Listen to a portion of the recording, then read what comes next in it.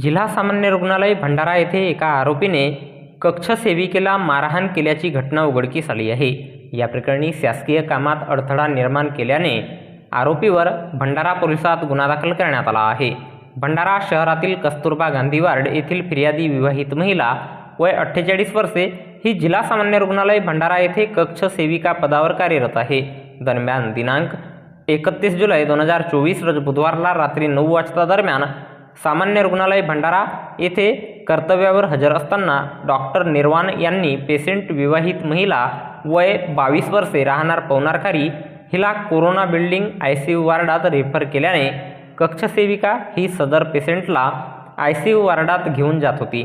त्यावेळी पेशंट महिलेचा पती पवन सराटे वय अंदाजे 26 वर्षे राहणार पवनारखारी याने पेशंटला लवकर घेऊन का जात नाही असे बोलून कक्षसेविकेला शिवीगाळ केली आणि मानेला दोन्ही हाताने पाठीमागून पकडून जोरात हलवून थापडाने मारपीट केली।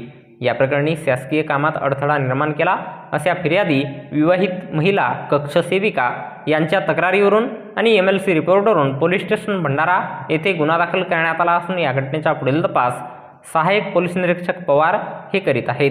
तर याबद्दलची माहिती भंडारा जिल्हा पोलीस दलाच्या वतीने दिनांक 2 ऑगस्ट 2024 रोज शुक्रवारला एका प्रसिद्धी पत्रकाच्या माध्यमातून देण्यात आली आहे।